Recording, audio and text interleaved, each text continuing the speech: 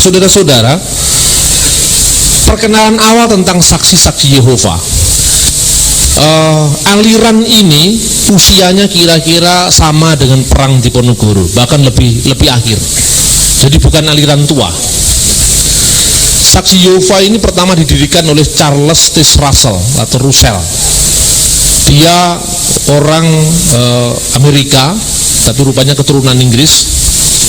Dulunya Charles Taze Russell ini adalah seorang dari kalangan Kristen Presbyterian, Protestan artinya. Kemudian dalam pandangan tentang eskatologi atau akhir zaman, dia sangat dipengaruhi oleh gereja Advent hari ke-7. Saya tidak menyamakan Yehova dengan Advent, minta maaf. Tapi dalam soal akhir zaman, mula-mula pendiri sekte ini dipengaruhi oleh Advent, tetapi akhirnya dia tidak ke Advent. Kemudian terakhir dia dipengaruhi oleh pandangan bidat sebelum saksi Yehova yang namanya bidat Christadelphia. Bidat Christadelphia pada zamannya Charles Russell ini memiliki satu terjemahan Alkitab tersendiri Perjanjian Baru yang namanya The Emphatic Diaklot. Dalam Perjanjian Baru dua bahasa interlinear, kata demi kata dari bahasa asli ke bahasa Inggris, yang diterbitkan tahun 1895. Ini bukunya. Jadi kalau ngomong begitu, saya ada bukunya ini. Ini terbit pertama kali tahun 1895. Jadi ditulis oleh seorang penganut bidat Christadelphia yang namanya Benjamin Wilson. The Emphatic Dialogue containing the original Greek text of the New Testament. Jadi ini ada terjemahan harafiah. Apa yang sangat mempengaruhi ketika Advent, dia tidak cocok dengan gereja Advent, hanya ngutip-ngutip tentang nubuat akhir zaman. Tetapi Advent jelas dia keyakinannya tidak berbeda dengan gereja-gereja yang lain, sekalipun ada beberapa perbedaan penekanan tentang hari Sabat. Tetapi Advent pandangannya tentang Tritunggal, keilahian Yesus, ketuhanan Yesus adalah tidak berbeda. Tetapi Christadelphia ini pertama dia tidak mengakui Tritunggal. Dia tidak mengakui keilahian Yesus. Dia percaya bahwa Roh Kudus itu hanyalah kekuatan yang memancar dari Allah, tetapi dia seorang makhluk. Dia tidak percaya dengan penebusan dosa. Itulah bidat Christadelphia. Pertama-tama sebelum saksi Yehova memiliki kitab tersendiri, mereka memiliki terjemahan Alkitab tersendiri yang dikenal sebagai terjemahan NW. Itu singkatan dari New World Translation of the Holy Scriptures, yang terbit pertama kali sebenarnya tahun 1960. Ini kitabnya. Jadi New World Translation of the Holy Scriptures ini diterbitkan tahun 1960. Dulunya mereka memiliki terjemahan secara lepas, yaitu yang namanya Perjanjian Baru, Perjanjian Kitab Suci Yunani Kristen, terjemahan Dunia Baru. Ini saya punya dalam terjemahan bahasa Inggris dan Belanda. Kemudian ini kitab yang sama terjemahkan dalam bahasa Arab. Jadi mereka di negara Arab pun memiliki perwakilan. Judulnya Kitabul Muqaddas Al-Asfar Al-Yunaniyah Al-Masihiyah Tarjamah Al-Alamul Jadidah. Jadi terjemahan Dunia Baru. Ini Alamul Jadid, terjemahan Dunia Baru. Yang di Indonesia sekarang mereka sudah menerbitkan Alkitab tersendiri, yaitu NW, yang disingkat terjemahan Dunia Baru, yaitu kitab suci terjemahan Dunia Baru. Ini kitabnya. Nah, orang Kristen secara awam tentu yang pertama-tama dia tidak mengerti banyak terjemahan kitab suci, dipikirnya sama aja lah dengan New International Version, American Standard Version, Lembaga Alkitab Indonesia terjemahan baru, terjemahan lama, kemudian terjemahan bahasa Indonesia sehari-hari, dipikirnya sama. Padahal dalam hal-hal yang sangat prinsipil, mereka tidak hanya menerjemahkan Alkitab, tapi menafsirkan Alkitab sesuai dengan kepentingan aliran mereka. Nah, salah satu contoh, pendiri pertama saksi Yehova sangat dipengaruhi, saya katakan tadi, oleh The Emphatic Diaklot yang ditulis oleh Benjamin Wilson. Dalam teks mereka tentang Yohanes pasal 1 ayat 1 itu jelas tampak berbeda dengan Alkitab pada umumnya. Di dalam terjemahan Alkitab itu berbunyi pada mulanya adalah firman, dan firman itu bersama-sama dengan Allah, dan firman itu adalah Allah. Dalam terjemahan King James juga sama, in the beginning was the word and the word was with God and the word was God. Dalam terjemahan Alkitab bahasa Arab dimanapun juga sama, fil badil kanal kalimah wal kalimatu kana indallah wa kana kalimatullah. Anda mau tidak puas dengan terjemahan Arab, terjemahan bahasa Jawa, ing kala purwa sang sabdo iku ana dene sang sabdo nunggil kelawan Allah, lan sang sabdo iku Gusti Allah. Sama. Tetapi ketika Anda membaca terjemahan NW jadi beda. Kenapa beda? Nah, ini yang perlu kita lihat, dan bagaimana cara atau trik-triknya saksi Yehova untuk meyakinkan pendengarnya yang awam. Tapi kalau orang yang mengerti teologi atau paling tidak mengerti bahasa-bahasa isi kitab suci, mereka ngeper, tidak mau datang. Itu cirinya. Dalam terjemahan NW diterjemahkan begini. Yang pertama saya lacak dulu dari Benjamin Wilson. Benjamin Wilson menerjemahkan, in the beginning was the word, pada mulanya adalah firman, and the word was with God, dan firman itu bersama-sama dengan Allah. Lalu and the word was God, tetapi huruf kecil, and God was the word, harafiahnya begitu. Tapi God-nya untuk firman itu G besar, O kecil, B kecil. Tapi God untuk yang bersama-sama dengan sang firman, G besar, O besar, B besar. Kemudian oleh NW, New World Translation of the Holy Scripture, diterjemahkan, in the beginning was the word and the word was with God and the word was a God. Pada mulanya adalah firman, dan firman itu bersama-sama dengan Allah, huruf besar, dan firman itu suatu Allah, huruf kecil. Dalam terjemahan bahasa Arab yang disebut terjemahan Alamul Jadid, dia terjemahkan, fil badil kanal kalimah wal kalimatu kana indallah wa kana kalimatu ilahan. Dan firman itu suatu ilah, bukan kalimatullah tapi kalimatu ilahan, dan firman itu adalah suatu ilah. Dasarnya apa? Ini kalau Anda membaca, bertukar pikiran tentang ayat-ayat Alkitab. Ini saya harus mengucapkan terima kasih pada saudara Urbanus yang setia mengirimi saya buku sejak 1 tahun lalu supaya saya bikin tanggapan tentang saksi Yehova. Tetapi baru hari ini saya memberi tanggapan. Di dalam tulisan ini dia memberikan satu argumentasi, bahkan di beberapa buku mereka, mengapa firman itu bukan Allah tapi suatu Allah, huruf kecil. Mengapa firman itu bukan Allah yang sama, yaitu Allah yang sama dengan sang Bapa itu, tetapi suatu ilah dan bukan Allah. Karena menurut dia, kata Allah untuk sang firman itu tidak memakai definite article, kata sandang tetap. Sementara kata firman bersama-sama Allah itu memakai kata sendang tetap. Nah, biasanya begitu. Di sini tidak ada kata sendang tetap, maka dikatakan bukan hotheos tapi theos saja. Tidak ada de-nya, bahasa Inggris itu de, itu kata sendang tetap, definite article. Maka saksi Yehova biasanya mengatakan karena tidak ada kata sendang tetap, maka ini bukan Allah yang sejati tetapi seperti Allah. Nah, biasanya kalau saya dialog dengan saksi Yehova, Anda membaca Alkitab mana? NW, membaca Alkitab Benjamin Wilson, membaca Alkitab mana? Moffat diterjemahkan Diwain. Terus saya sodorkan Alkitab bahasa aslinya, bahasa Yunani. Woconen nih saya bilang. Ini biasanya nggak iso moco, lah itu masalahnya.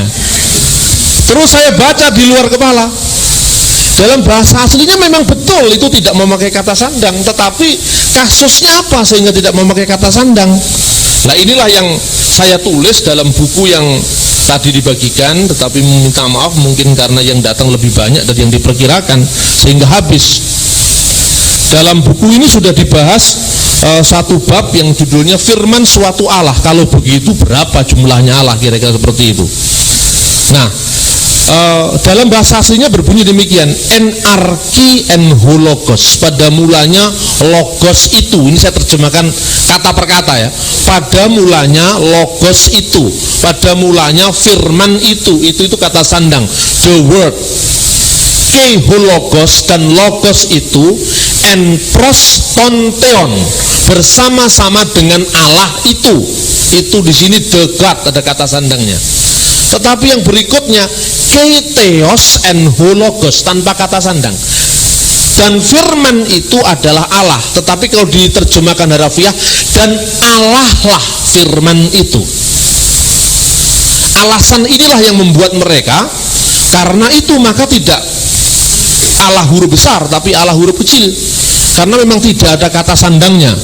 Untuk itu memang orang awam akan benar-benar dibuat kelabaan tatkala saksi Yehova mengajukan ayat, misal dalam Yohanes pasal 8 ayat 44, dia memberikan contoh. Lalu atas dasar apa orang-orang Yehua berani menambahkan kata sandang tidak tetap, indefinite article? Apakah itu tidak menyalahi terjemahan, prinsip terjemahan Alkitab? Lalu dia memberikan contoh, ada ayatnya di mana yang tidak memakai kata sandang itu bisa ditambahkan kata sandang sesuai dengan ikatan kalimatnya. Lalu diberikan contoh, misalnya Yohanes pasal 8 ayat 44. Di situ digunakan kata-kata di sini bahwa seorang pembunuhlah dia dari semula. Itu konteksnya iblis.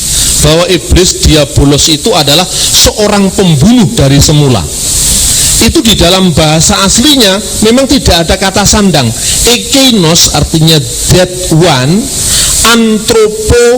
antropoktonas, seorang pembunuh, a murderer of man, seorang pembunuh manusia, and aparkes, dia telah ada sejak semula, artinya seorang pembunuh sejak semula. Di sini tanpa kata sandang. Maka katanya kalau di dalam satu kasus tanpa kata sandang, maka itu umum. Seorang pembunuh, seorang pencuri, seorang nabi, artinya banyak nabi-nabi yang lain. Begitu juga dalam konteks Yohanes 1 ayat 1, maka boleh ditambahkan a God, yang artinya seorang Allah, tetapi bukan Allah yang satu itu. Ini kita baru bicara soal gramatika. Kemudian dia juga mengajukan beberapa contoh lain, misalnya Markus pasal 11 ayat 32.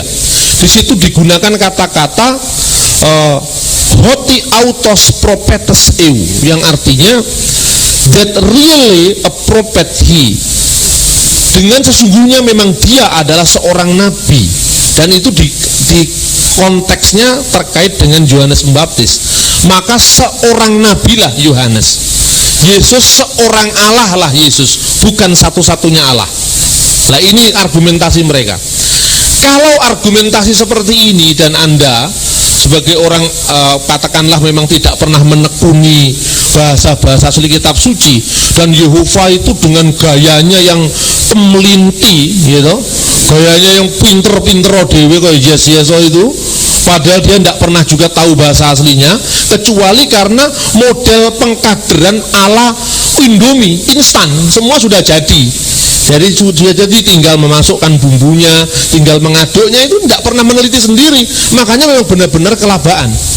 Tetapi dalam ayat Alkitab ini ada seorang ahli tata bahasa Yunani yang memang menulis bahwa dalam bahasa Yunani koine khususnya, dalam kasus kalau kata benda tampil di depan dan kata benda itu berfungsi sebagai predikat, maka tidak harus ada kata sandang. Nah, kata sandang itu apakah kata sandang tetap, artinya satu-satunya itu, misalnya the God, satu-satunya Allah itu, atau a prophet, seorang nabi atau seorang pembunuh, kata sandang tidak tetap, atau an, itu tergantung konteksnya. Nah, Yehova salah dalam, saksi Yehova salah dalam mengutip. Dia mengutip dua ayat yang saya sebut tadi memang benar, tetapi dia tidak melihat ayat-ayat yang lain. Misalnya di dalam Markus 12 ayat 35, di situ digunakan juga anak Daud, tetapi di depan anak tidak ada kata sandang. Karena apa? Anak Daud di situ konteksnya bahwa anak di situ kata benda, fungsinya sebagai predikat. Jadi dalam bahasa Indonesia diterjemahkan maka Kristus adalah anak Daud.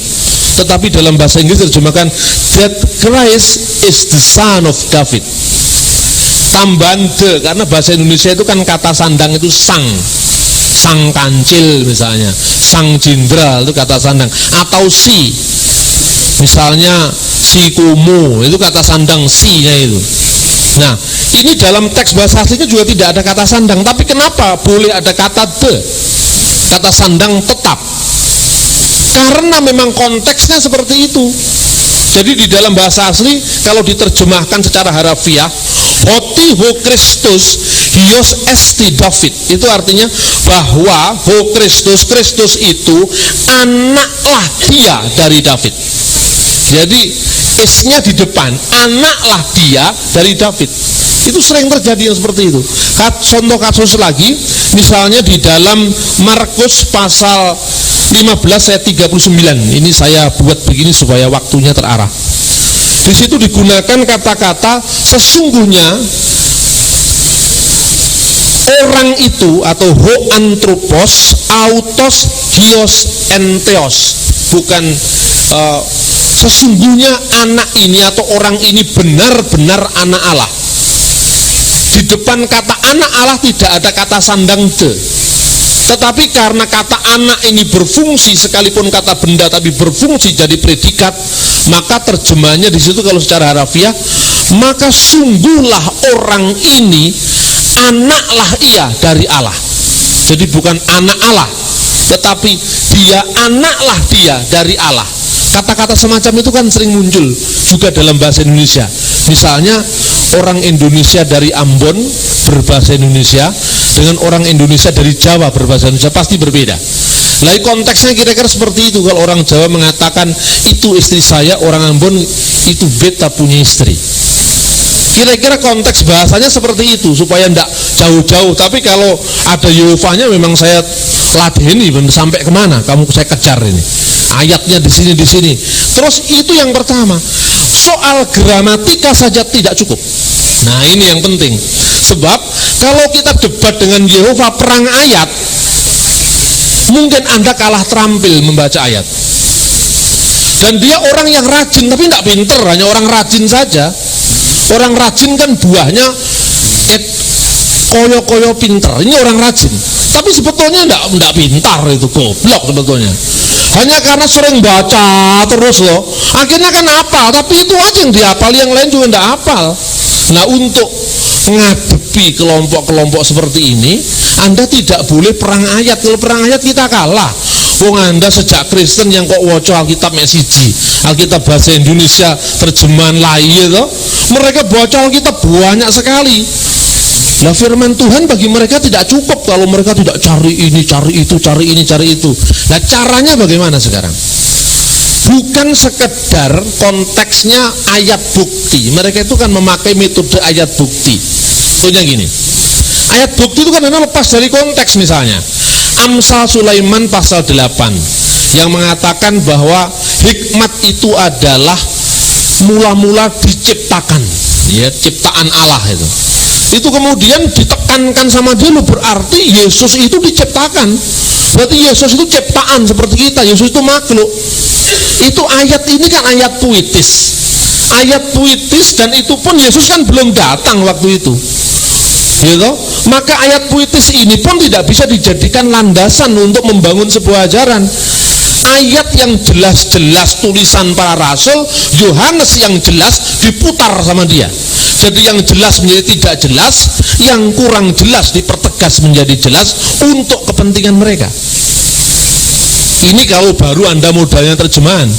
Tetapi kalau kita melihat teks aslinya, misalnya ini Biblia Hebraika, ini perjanjian lama dalam bahasa Ibrani. Di situ tidak digunakan kata-kata dia menciptakan aku, tetapi sesungguhnya dia memiliki aku. Di situ digunakan kata kana. Dan kata-kata yang lain dalam kitab Amsal, kata kana, yikne, itu diterjemahkan mencari, mengejar, memiliki. Tidak pernah diterjemahkan menciptakan, tetapi rupanya sang penerjemah menggunakan kata mencipta itu dalam konteks kesastraan. Tetapi dalam bahasa aslinya tidak ada satu kata pun di seluruh perjanjian lama sampai perjanjian baru bahwa Yesus itu ciptaan Allah, tidak pernah ada. Yang ada misalnya kata-kata Yesus itu yang sulung. Yang sulung itu bahasanya proto itu yang pertama, tokos yang pertama dilahirkan. Makanya dalam pengakuan iman panjang yang disebut Syahadat Nikea Konstantinopel digunakan genitum non factum. Dia dilahirkan tetapi tidak diciptakan.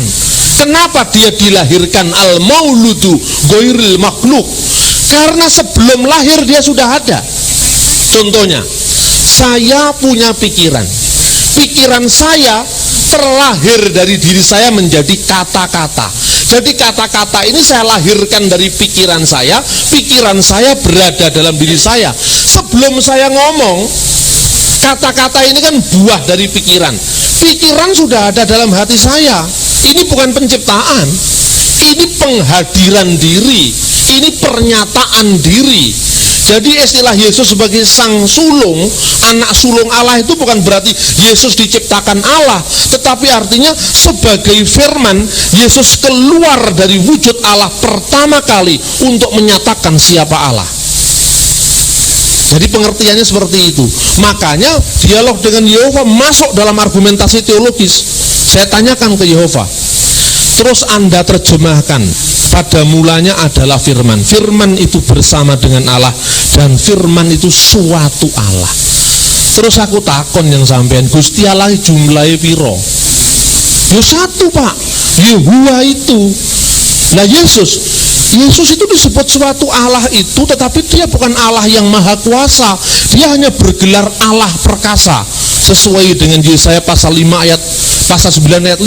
Tapi dia bukan Allah Yehova yang maha kuasa, dia cuman Allah yang perkasa.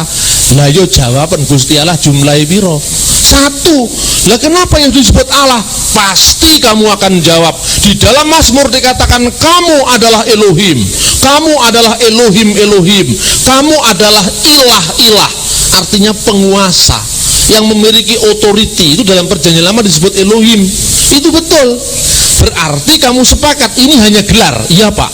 Jadi Yesus itu hanya bergelar suatu Allah karena dia memiliki ciri-ciri ilahi seperti Allah.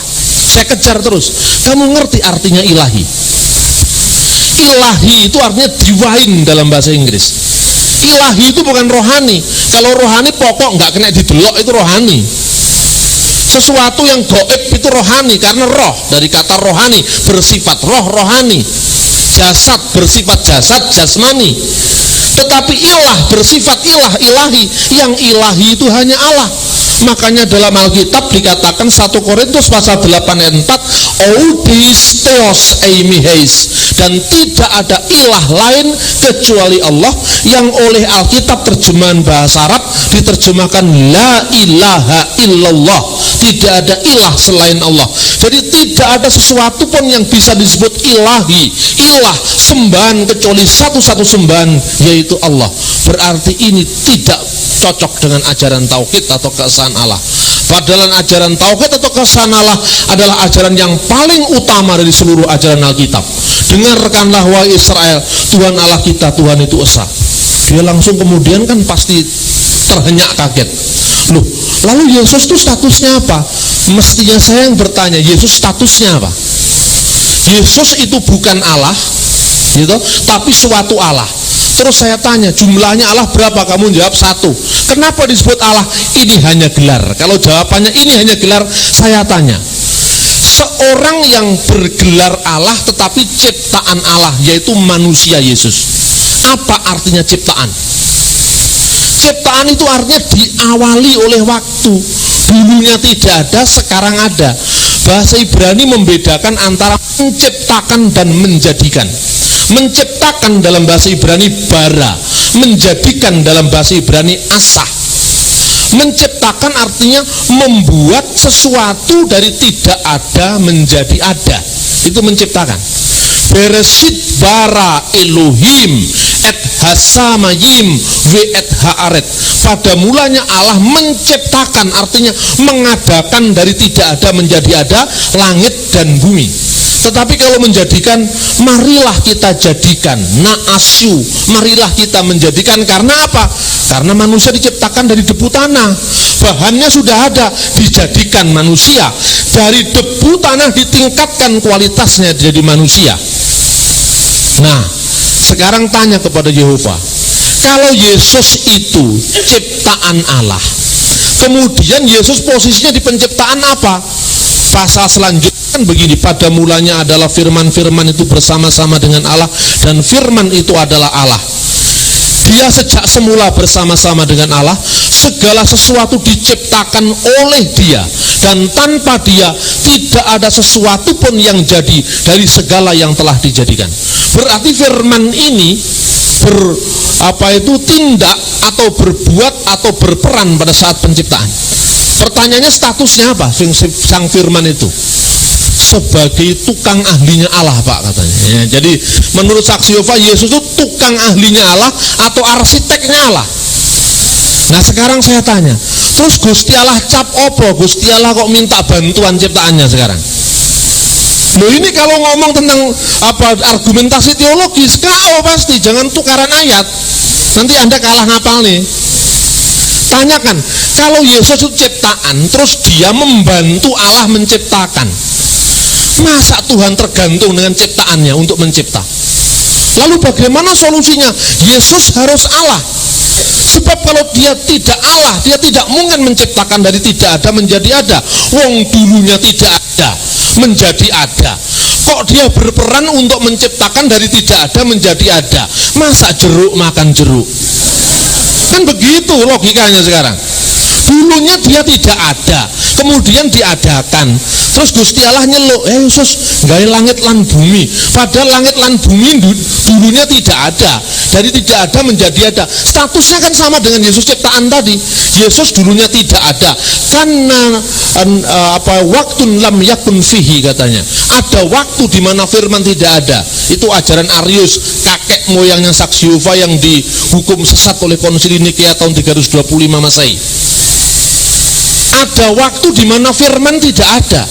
Loh, kalau Yesus disebut firman, terus firman itu pernah tidak ada. Pertanyaannya, sebelum Allah punya firman, Allah sendirian tanpa punya firman, berarti Gusti Allah tahu bisu? Iya enggak?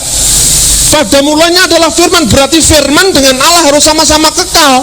Kalau firmannya ada kemudian setelah Allah, berarti Allah pernah ada tanpa memiliki firman. Berarti Tuhan pernah tidak maha kuasa karena pernah tidak memiliki firman. Loh, tapi firman ini gelar, Pak, artinya juru bicara Allah. Kalau juru bicara, kenapa Dia ikut-ikut mencipta? Wong mencipta itu dari tidak ada menjadi ada. Saya tulis di buku saya pernah ketemu dengan seorang Jawa yang tidak pernah mengenal Injil, tetapi logikanya jauh lebih cerdas dari saksi Yehova yang menghafalkan ayat-ayat Injil. Dia berkata, ing salumaing bumi sakureping langit iki ora ana siji-siji jalma tumitah kang bisa ngecat Lombok dadi abang. Ini lebih cerdas dari saksi Yehova. Loh, siapa yang bisa ngecat Lombok jadi merah? Karena seluruh manusia itu kodratnya tidak ada yang mencipta, tapi hanya membuat. Manusia tidak bisa ngecat Lombok jadi abang, tapi manusia hanya bisa membuat Lombok abang itu jadi sambal terasi. Membuat sambal terasi itu artinya asah, membuat dari ada menjadi ada yang lain yang lebih bagus. Dari kayu jati dijadikan meja, jadi kayu jati dijadikan ukiran, tapi tidak ada seorang pun yang bisa menciptakan kayu jati. Yang ada menciptakan meja, menciptakan kursi, ada menciptakan mimbar ini dari kayu atau dari kaca, itu semua dari bahan yang sudah ada. Tidak mungkin manusia menciptakan dari bahan yang tidak ada kalau dia pernah tidak ada. Jadi logikanya yang masuk akal yang mana? Yehova bertanya lagi, saking gobloknya. Dia bilang begini, Kalau Yohanes bersama dengan Markus, pada saat yang sama Yohanes bukanlah Markus. Karepmu iku arepe kok cocok nih karo firman bersama-sama dengan Allah dan firman Allah gitu kan? Kamu kan tanya ke saya, Yohanes bersama-sama dengan Markus, Yohanes apa bukan Pak? Bukan. Firman bersama-sama dengan Allah, firman Allah apa bukan Pak? Allah. Lah kok bisa? Karena Yohanes itu makhluk yang terbatas ruang dan waktu, gitu. Allah itu tidak terbatas ruang dan waktu. Kok bisa? Logikanya begini. Saksi Yehova itu memakai logika matematika, tidak bisa membedakan antara satu bakpao dengan satu Allah. Kalau 3 bakpao diambil 1 bakpao tinggal 2 bakpao, ini logika matematika. Tapi sekarang kalau logika teologi, logika metafisika, meta itu disebalik yang fisik. Kepintaran membuat bakpao diajarkan pada 700 orang yang dulunya tidak pintar membuat bakpao, akhirnya pintar membuat bakpao. Apa kepintaran orang ahli bakpao tadi berkurang 700? Tidak. Karena apa? Kepintaran, hikmat, kecerdasan, cinta, kerinduan itu tidak bisa dijumlah, tidak bisa dikurangi. Kayak beras saja dikurangi di kilo. Tuhan itu bukan bakpao, Tuhan adalah Tuhan. Dalam sebuah ceramah di forum pesantren saya ditanya mirip yang sama. Saya tanya gini, loh kalau gitu waktu Yesus itu disalibkan, mati selama 3 hari 3 malam, di surga tinggal berapa? Saya jawab, tidak saya jawab. Kenapa nggak dijawab? Karena pertanyaannya keliru. Kalau premisnya salah, konklusinya kan keliru. Kalau belajar filsafat kan begitu. Lalu pertanyaanmu keliru. Loh, kok bisa keliru sekarang? Saya balik. Quran mengatakan innallaha ma'as-sabirin. Allah itu beserta dengan orang yang sabar. Itu kan wong sak Malang sing sabar piro? Katakanlah 100, satunya tinggal di Gadang, satu tinggal di Mergosono, satu tinggal di Pondok Bimbing Indah, satu tinggal di mana itu Arjosari. Di 100 tempat yang berbeda, pada jam dan saat yang sama, Allah menyertai orang 100 sesuai dengan dalil innallaha ma'as-sabirin. Allah beserta dengan setiap orang yang sabar. Apa Gusti Allah jadi 100? Enggak, karena apa?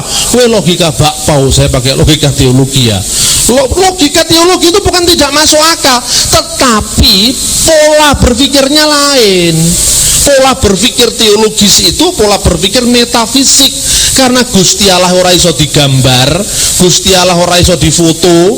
Yang difoto itu kan penjelmaannya Sang Firman. Tapi Allah sendiri kan tidak bisa dilihat, itu jelas dari Alkitab. Tidak seorang pun pernah melihat Allah.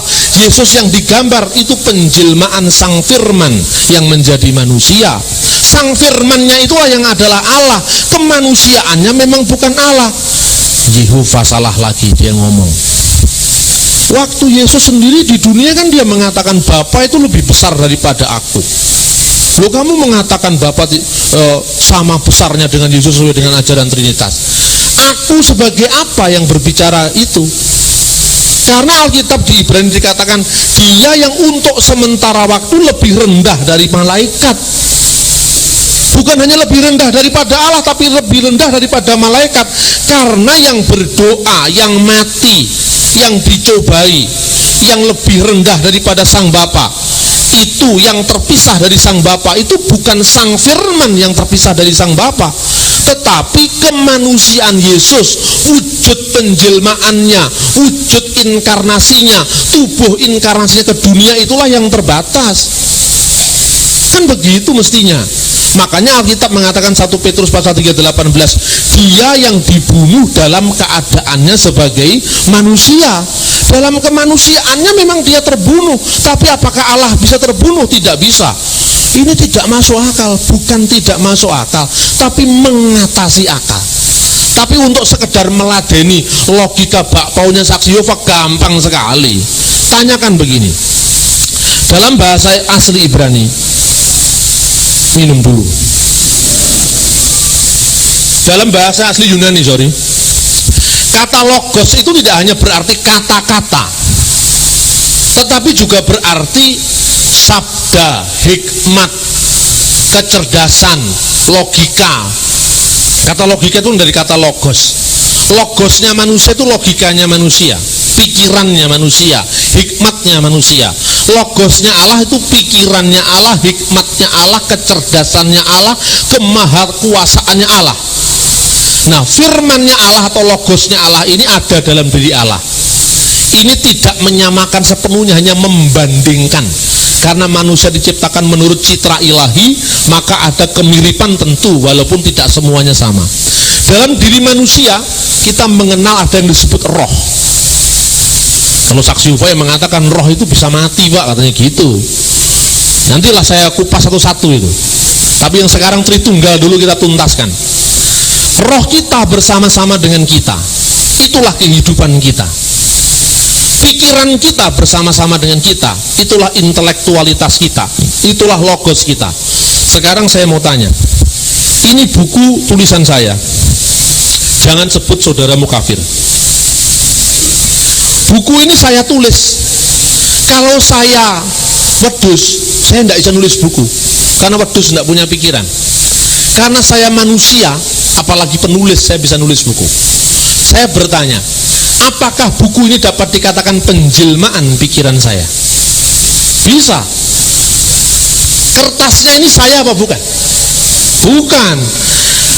Pikiran saya ketika menulis buku keluar dari diri saya. Pada saat yang sama pikiran saya tetap ada dalam diri saya. Apa bisa? Bisa, bang, pikiran tidak bisa dijumlah. Kalau bakpo diselentik ini ya hilang satunya, namanya bakpao. Jadi logika bakpo jangan dipakai untuk memikirkan Tuhan. Nah, kalau seandainya kertas ini kobong, terbakar, rusak, apa pikiran saya ikut rusak? Tidak. Firman Allah menjadi manusia. Yang satu dengan Allah itu bukan kemanusiaan Yesus. Makanya Yesus berdoa, Eli Eli lama sabaktani, ya Bapa, ke dalam tanganmu kuserahkan nyawaku. Bapa lebih besar daripada aku. Itu karena kemanusiaan Yesus terpisah dari Allah.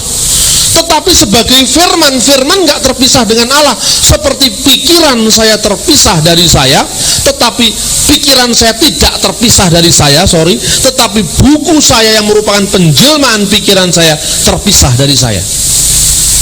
Gampang sekali Yehova itu membantahnya. Asalkan Anda jangan main perang ayat.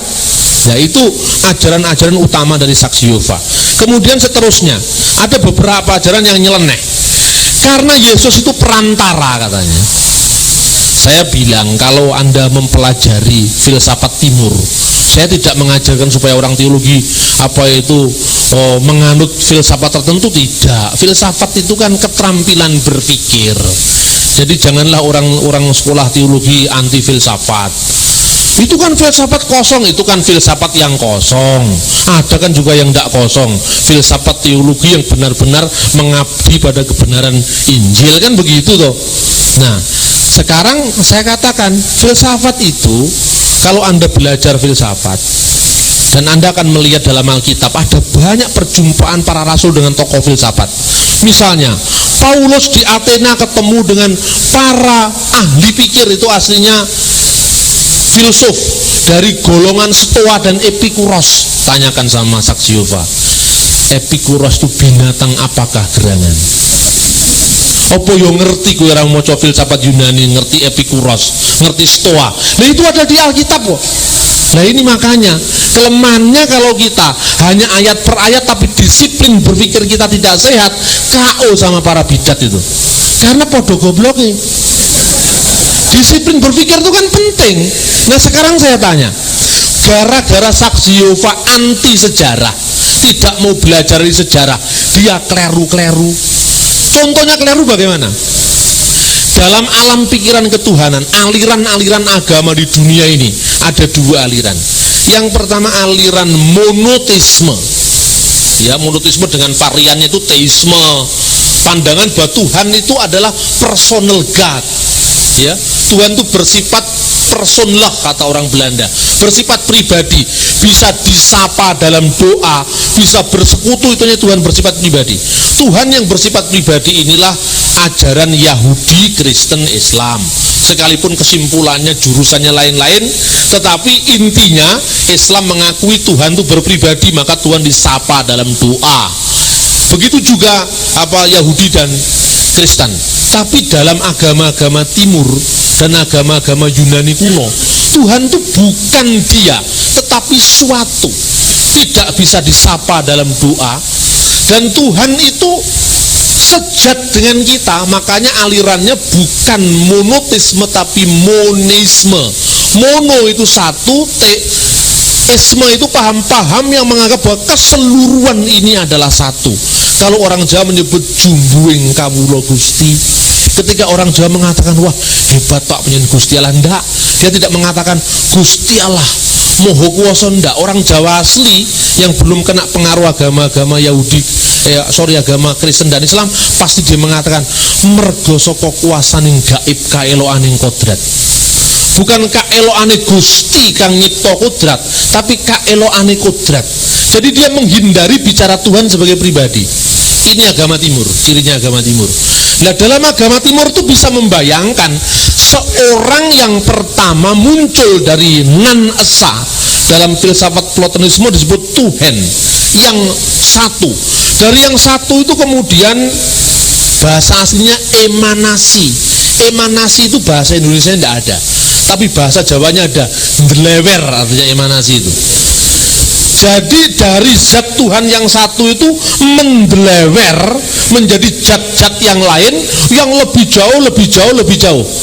Deleweran yang pertama, emanasi yang pertama ini yang disebut nous atau akal pikiran, yang dalam bahasa lain disebut logos. Tapi logosnya Yohanes lain dengan logos yang delewer tadi. Saksi Yehova tidak mengerti bahwa logosnya Injil Yohanes ini merupakan terjemahan dari Septuaginta Davar Elohim. Logos ini dalam pengertian demiurgos, intermediary being, makhluk perantara. Mengapa ada makhluk perantara? Saya ulang lagi pelan-pelan. Menurut Plato, ajaran Plato, supaya tahu kalau saksi Yehova itu ya pengikutnya Plato CS itu, bukan pengikutnya Tuhan Yesus. Nah kalau Anda tidak ngerti Plato kan Anda tidak iso bedanya Yesus dengan Plato apa. Makanya filsafat perlu dipelajari, bukan dianut, tapi untuk digebuki yang tidak cocok dengan Injil gitu loh. Nah kalau kita tidak tahu apa yang kita pelajari, bagaimana kita tahu bedanya? Nah dalam alam pikiran Plato, dunia ini ada dua. Dunia ide yang tak tersentuh, yang tunggal, dan dunia empiris yang beragam. Manusia itu tidak bisa satu dengan dunia ide, karena Tuhan itu ada di dunia ide, manusia ada di dunia empiris ini. Untuk supaya Tuhan bisa satu berhubungan, diperlukan makhluk perantara. Tolong dicatat, makhluk perantara. Jadi dia bukan Tuhan, tapi juga bukan manusia. Tetapi Yesus lain. Yesus itu adalah sepenuhnya Allah dan sepenuhnya manusia. Demiurgos ini bukan Tuhan dan bukan manusia.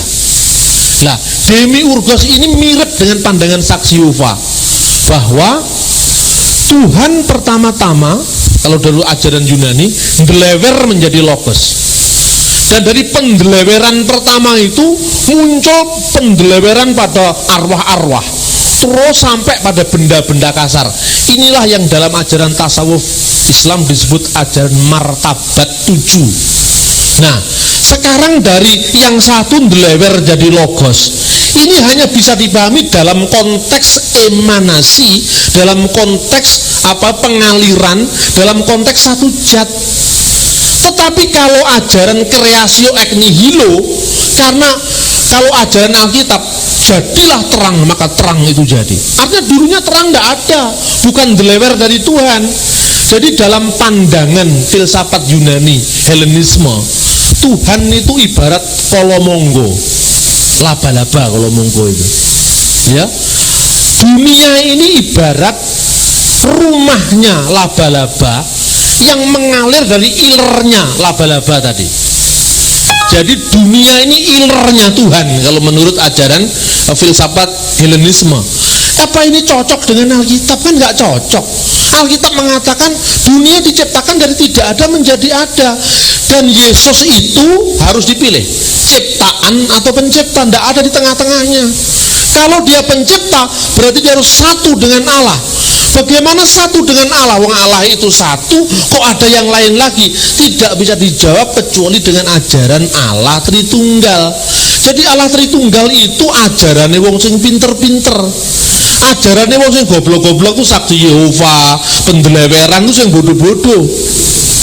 Jadi ini adalah faktanya. Kemudian dia ambil lagi ayat-ayat lain itu, misalnya karena dia memahami kata diagenitif, yaitu bentuk. Menurut saksi Yehova, kalau dalam bahasa Inggris dikatakan dunia diciptakan by him atau through him, masih boleh lah. Tapi kalau dalam bahasanya melalui dia, seolah-olah Yesus itu adalah arsitek ahli tadi, seorang tukang Allah tadi. Ini nggak bisa dipahami. Karena apa, saudara-saudara? Karena harus ada pilihan. Pilihan itu hanya tidak mungkin ajaran dari tidak ada menjadi ada. Itu Tuhan kok statusnya meminta bantuan ciptaan tuh tidak mungkin. Kalau misalnya saya bikin apa itu roti yang dibuat dari gula, yang senengannya ditukoni arek-arek cilik yang dalan itu, glali itu mendelewer dari gula. Bisa Anda membayangkan bahwa logos mendelewer dari theos, logos mendelewer dari Allah. Tetapi kalau logos ciptaan Allah, ciptaan tidak mungkin bisa menciptakan. Makanya itulah problemnya tasawuf Islam yang namanya Nur Muhammad. Itu kan mirip dengan saksi Yehova. Nur Muhammad diciptakan mula-mula. Tuh, padahal ajaran Islam ortodok kan mengatakan innama amruhu idza arada sayan an yakulla lahu kun fayakun. Apabila Allah itu menghendaki sesuatu, dia hanya berfirman jadi, maka jadilah. Nah, Nur Muhammad itu dianggap sebagai asar. Dia menjadi penyebab yang menyebabkan makhluk-makhluk yang lain hidup. Jadi ibarat api besar, karena terkena angin maka ublik-ublik yang kecil-kecil itu, dimar-dimar yang kecil-kecil itu kesawapan dengan cahaya Muhammad tadi. Itu kan ya permenungan yang sophisticated tapi yang nggak bisa dibuktikan. Karena kalau Nur Muhammad atau logos atau Yesus menurut saksi Yehova itu ciptaan, tidak mungkin ciptaan bisa menciptakan. Ya saya katakan tadi, masa jeruk makan jeruk, karena entitasnya sama. Kemudian dia menggunakan kata-kata melalui, ini juga tidak konsisten. Mengapa tidak konsisten? Misalnya dia terjemahkan segala sesuatu panta di auto egeneto, segala sesuatu telah diciptakan oleh dia. Dia terjemahkan panta di auto egeneto, diterjemahkan segala sesuatu diciptakan melalui dia. Masih bolehlah kalau dalam bahasa Inggris through him. Tapi di Kolose itu benar-benar lawaan yang tidak lucu. Dia gunakan kata-kata panta, itu diartikan gini, kalau Yesus dia yang sulung dari segala yang diciptakan. Lalu ayat berikutnya jadi ganjalannya Yehova, karena oleh dia telah diciptakan segala sesuatu, singgasana dan kerajaan, yang kelihatan dan yang tidak kelihatan, segala itu diciptakan oleh dia dan untuk dia. Nah, ini problem dengan ayat ini, puter sama dia. Caranya gimana? Kata panta, lah ini isone ukur panta, logos, theos, ngono tok. Hubungan kalimatnya dia ora kira hafal, wong goblok kok hafal dari mana? Dia katakan gini, panta itu bentuk perubahan dari kata pas, yang artinya sesuatu yang lain. Nah, ini cerdiknya untuk otak-atik matuk memang luar biasa. Kalau Anda tidak siap, usir saja, jangan dihadapi kalau masuk ke rumah. Tapi kalau Anda siap setelah ini, nah justru Anda dikumpulkan di sini, woconen bukuku gitu, buku ono kelek tekone omamu, mesti rame. Tapi kalau tanpa bahan, minggir gitu. Ini contoh kata diciptakan, segala sesuatu diciptakan, lalu ditambahi yang lain. Nah, karena kenapa ditambahi kata yang lain? Karena dia termasuk ciptaan. Nah, kalau ciptaan menciptakan kan janggal ditambahi. Dan melalui perantaraannya segala perkara yang lain telah dibuat. Nah, ini kan akal-akalan. Ayat endi ono ngono iki. Panta diterjemahkan yang lain itu mana? Coba. Inilah pelawak terbesar yang lebih lucu daripada tukul. Ini saya berikan contoh. Kata panta di dalam Roma pasal 11 ayat 36 diterjemahkan Allah itu, untuk Allah diterjemahkan segala sesuatu. Jadi bunyinya begini: sebab segala sesuatu dari Dia, oleh Dia, dan untuk Dia. Itu bahasa aslinya begini: hoti es auto, e di auto, ke es auto ta panta. Panta ini terjemahkan segala sesuatu, oleh Dia, dari Dia, oleh Dia, dan untuk Dia. Kenapa untuk Allah nggak diterjemahkan sama Dia? Segala sesuatu yang lain dari Dia dan oleh Dia, atau melalui Dia dan untuk Dia. Kenapa hanya untuk Yesus kata panta diterjemahkan sesuatu yang lain, tapi untuk Allah di Roma pasal 11 ayat 36 diterjemahkan segala sesuatu? Ini kan tidak konsisten. Ini namanya inkonsistensi terjemahan. Lalu untuk membenarkan pemalsuannya, dia mengutip ayat, dan ini maka saya katakan lebih lucu daripada tukul. Ayatnya ini nanti Anda lihat sendirilah di rumah. Lukas pasal 13 ayat 2. Yesus menjawab mereka, sangkamu orang-orang Galilea ini lebih besar dosanya daripada dosa semua orang Galilea yang lain. Lah ini kenapa kata panta dalam Lukas 13 ayat 2 ditambah yang lain? Karena ada unsur pembanding. Pembandingnya apa? Di sini dikatakan sangkamu orang-orang Galilea ini, orang-orang Galilea di depan Yesus ini lebih besar dosanya ketimbang orang lain, orang-orang Galilea yang lain. Ini aslinya hanya ungkapan orang-orang Galilea ini dosanya lebih besar dari segala orang Galilea. Tapi karena dalam terjemahan segala itu artinya apa? Artinya dia termasuk orang Galilea juga, tapi yang di sini dosanya lebih besar daripada Galilea yang lain gitu loh. Sama dengan saksi Yehova percaya Tuhan apa enggak percaya? Berarti saksi Yehova orang beragama. Orang beragama itu ada yang pinter, ada yang bodoh, ada yang keminter itu, ada yang soleh, ada yang sok soleh kan gitu. Ada yang Pak Soleh jualan sate, macam-macam. Jadi orang saksi Yehova termasuk orang beragama. Maka dikatakan saksi-saksi Yehova adalah yang paling bodoh dari segala orang beragama. Bahasa aslinya gitu, panta.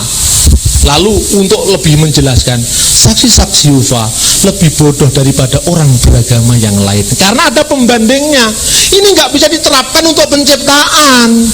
Loh, ini kan kita telanjangi satu-satu toh. Nah sekarang yang terakhir ya, tentang arke ciptaan Allah. Di dalam kitab Wahyu disebutkan Yesus itu adalah permulaan ciptaan Allah. Disebutkan Wahyu pasal 3 ayat 14, hi arke tes ketisios tuteu. Arke ini artinya permulaan, ini artinya apa? Berarti Yesus itu juga ciptaan? Enggak. Karena kata arke di sini konteksnya harus dilihat bukan sekedar konteks Yunani, tapi konteks Ibrani. Arke dalam konteks Yunani, kalau Anda belajar filsafat Yunani itu, kalau masuk di fakultas hukum atau fakultas ilmu sosial yang lain, disebut para filosof sebelum Sokrates adalah cirinya filsafat alam, kosmologi. Filsafat alam itu mencari arkenya jagat raya. Jagat raya itu arkenya dari mana? Asal-usulnya. Jadi materi dasar yang menjadi awal penciptaan jagat raya. Maka dari kata arke itu muncul kata arkeologi, ilmu tentang kepurbakalaan. Kan gitu. Tapi arke di sini artinya memang ciptaan awal. Lebih tepatnya bukan ciptaan awal, jeleweran awal. Karena konteksnya ini konteks Yunani yang emanatif tadi. Jadi yang mendelewer pertama dari Allah itu apa? Ada yang mengatakan, oh itu air. Karena Thales itu filosof Yunani, di mana-mana tempatnya air, maka dia menyangka air. Lain lagi udara, yang lain lagi Pitagoras bilangan, yang lain lagi tu aperion yang tak terhingga. Tetapi arke sebagai terjemahan dari Injil itu bukan arkanya Yunani, tetapi resit dalam pemikiran Ibrani. Resit itu sang alfa, sang alef, sang pemula yang pertama-tama. Resit itu menjadi bahasa Aramaik resita. Ini anaknya Mas ini namanya resita. Jadi resita dan resit ini konteksnya berbeda dengan arkeologi dalam filsafat Yunani. Sama dengan begini, Anda membaca Injil bahasa Bali, Kejadian 1 ayat 1 bunyinya apa? Nah ini contohnya ini, Buking kale purwa ide sang yang widiwasa ngwen tenang akase miwah pertiwi. Pada mulanya ide sang yang widiwasa menciptakan angkasa dan pertiwi, kata orang Bali. Apa ide sang yang widiwasa yang dipahami pembaca Injil sama dengan ide sang yang widiwasa Parisada Ibu Dharma? Tidak sama. Bahasa itu kan netral, tergantung siapa yang memberi makna. Yang kedua, kalau Anda membaca Alkitab dalam bahasa Mandarin, bahasa Cina, kata logos diterjemahkan tahu. Wah, itu ada agama tahu. Tapi taunya Injil Yohanes dengan tahu King itu beda. Ini untuk kita tahu harus tahu latar belakang sejarahnya. Makanya jangan ayatiah.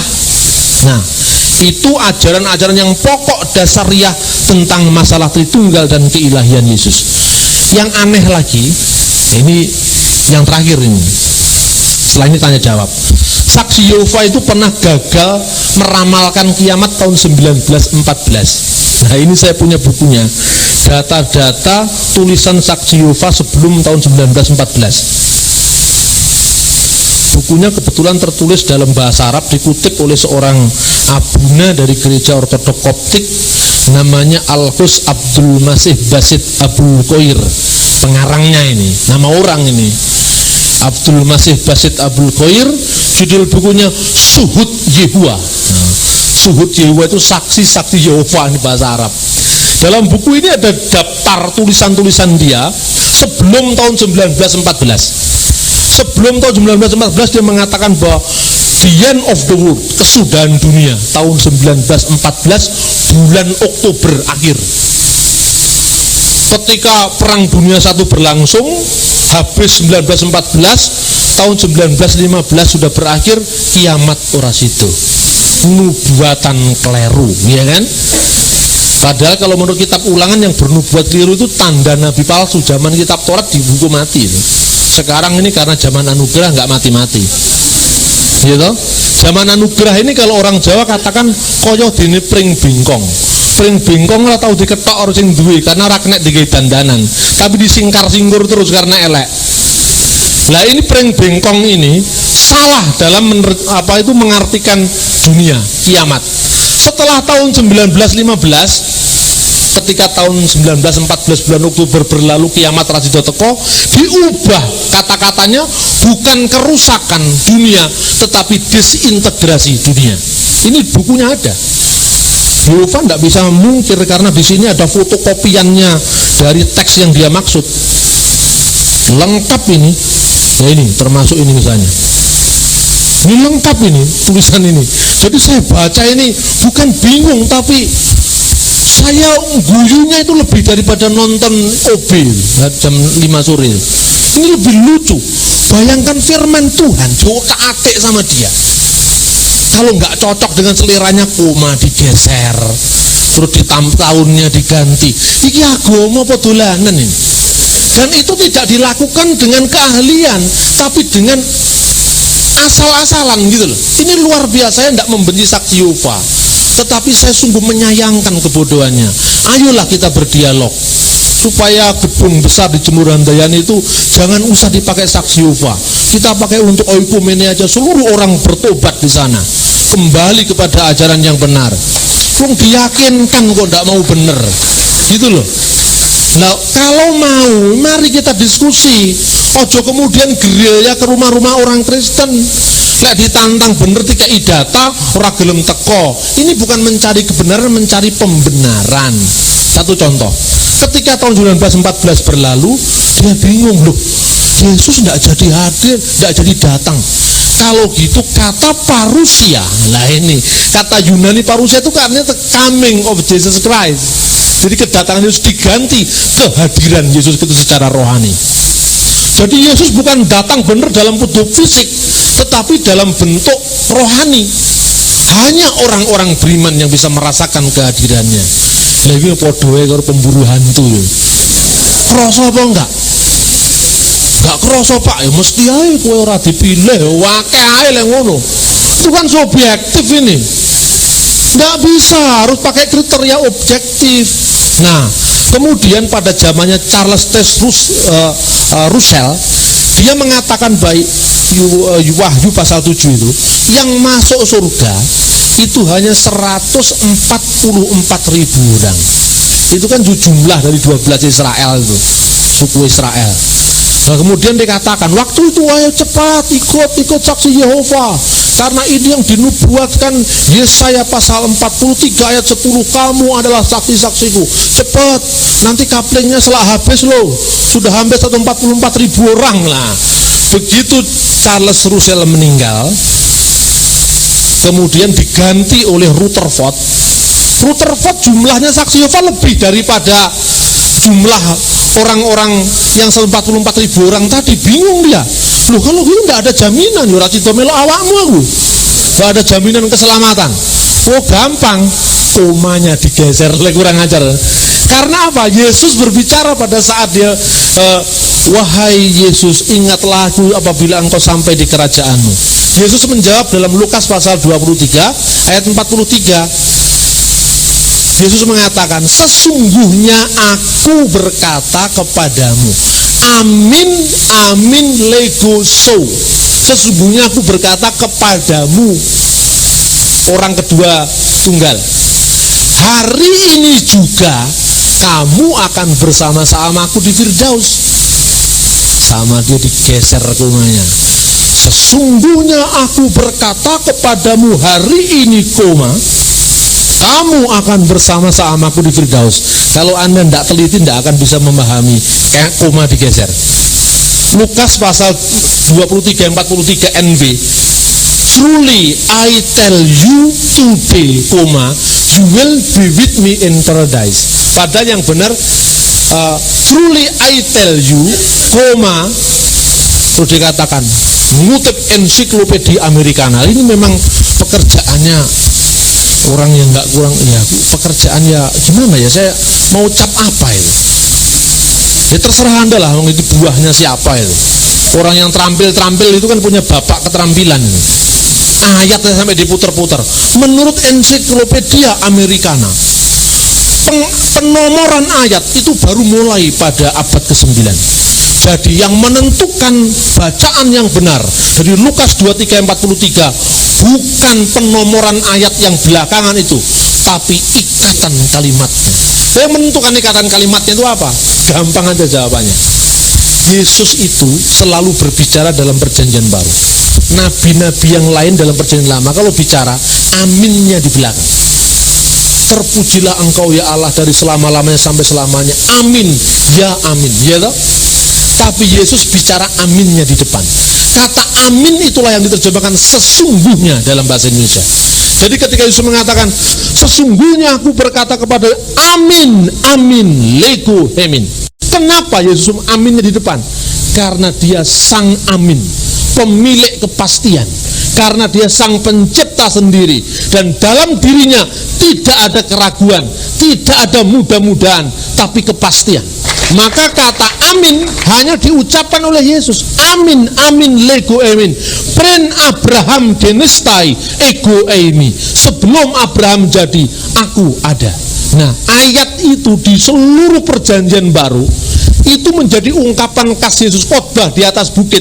Berkali-kali Yesus mengatakan, kamu telah mendengar hukum nenek moyangmu, jangan membunuh, tetapi aku berkata kepadamu, sesungguhnya aku berkata. Jadi kata-kata itu muncul tidak hanya di Lukas, dan tidak ada satu kata pun di seluruh perjanjian baru ungkapan Yesus yang nyeleneh, made in saksi Yehova, made in Jehovah Witnesses. Sesungguhnya aku berkata kepadamu hari ini, itu tidak ada.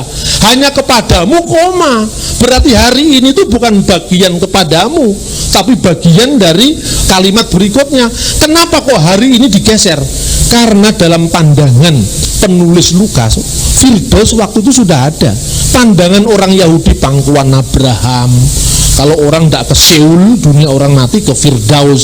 Sama-sama alam untuk sebelum kebangkitan, tapi yang layak di Firdaus pangkuan Abraham, yang tidak layak di dunia orang mati. Saksi Yehova mengatakan, roh itu tidak sadar, Pak. Karena di Amsal dikatakan orang mati tidak mengetahui apa-apa. Ini kan tubuhnya sama dengan lobah wong mati ra iso obah. Itu tak wong Jawa ya iso ngomong ngono, enggak usah ngutip kitab Amsal. Ini logikanya benar-benar logika yang hanya mencomot-comot ayat, tidak tahu konteksnya. Nah, penulis Injil Lukas dan Injil-Injil yang lain jelas mengatakan, ketika Yesus mengatakan pada hari ini juga kamu bersamaku di Firdaus, Firdausnya sudah ada, yaitu suasana surgawi yang dihadirkan di surga tempat kediaman Allah, itulah Firdaus. Saksi Yehova punya pendapat, karena yang 144.000 tidak tertampung di surga kloter pertama, Allah bikinkan surga kloter kedua yang dinamakan Firdaus, yang akan diciptakan di atas muka bumi. Nah, Yesus mengatakan hari ini juga engkau bersamaku di Firdaus. Nah, ini bertentangan dengan ajaran Russell. Wah, kalau gitu Rutherford ganti komanya. Firdaus ini ayatnya diubah supaya apa? Firdaus hari ini aku berkata, hari ini tuh baru berkata. Ke surganya kapan? Ke Firdausnya nanti. Kalau bumi baru sudah diciptakan, Firdaus baru diciptakan. Macan tutul bergaul dengan kucing dan kelinci, katanya gitu. Nah, ini yang jadi masalah. Jadi banyak ayat yang dipelintir-pelintir seperti ini. Tentu tidak cocok dengan eksegese yang benar. Ini eisegese, memaksakan pandangan baru Alkitab dicocokkan dengan pandangannya. Lebih-lebih dalam soal keilahian Yesus, dia mencoba menyangkal banyak. Dikatakan misalnya, sebelum Abraham jadi aku ada. Ini maknanya justru lebih daripada sekedar pre-eksisten Yesus, tetapi lebih daripada itu, Yesus itu mengucapkan pen Abraham genistai, sebelum Abraham jadi genistai. Ego eimi. Ego eimi itu terjemahan Yunani Septuaginta, ini kitabnya ini. Kalau Anda mau baca, kalau misalnya ada Yehova, saya suruh baca sendiri. Nggak iso, tak kon tobat langsung. Nggak duwe modal arepe ngotot kan gitu. Di sini terjemahan Septuaginta. Ini digunakan kata-kata aser bahasa aslinya. Tuhan bicara kepada Musa, aku adalah aku. Diterjemahkan ego eimi hoon, akulah dia yang ada. Yehova mengatakan tidak, kata ini hanya menunjuk bahwa Yesus sudah ada sebelum penampilan fisiknya ke muka bumi. Tidak hanya ayat itu blok tempatnya dimuat. Di Yesaya juga ada, di mana kata ego eimi itu terjemahan dari kata-kata anihu, akulah dia, dan yang mengucapkan itu adalah Yahweh atau Tuhan. Nah, kalau Tuhan Allah mengucapkan itu dan itu diucapkan oleh Yesus, kenapa keberatan mengakui bahwa Yesus sebagai firman Allah adalah Allah sendiri? Jadi ini logika yang sehat, membuat kita tidak akan ikut-ikutan dengan saksi Yehova. Semoga presentasi ini yang meriah dan segar, supaya Anda kalau dibawa pada ayat-ayat yang terlampau jelimet nanti tulang satu-satu, tapi supaya Anda bisa mengikuti bagaimana problem-problem yang diakibat pandangan nyeleneh saksi Yehova. Saya kira presentasi itu cukup. Selebihnya Anda bisa membaca buku ini, dibaca berkali-kali, direnungkan, dicocokkan dengan ayat-ayatnya. Saya kira terima kasih untuk presentasi ini.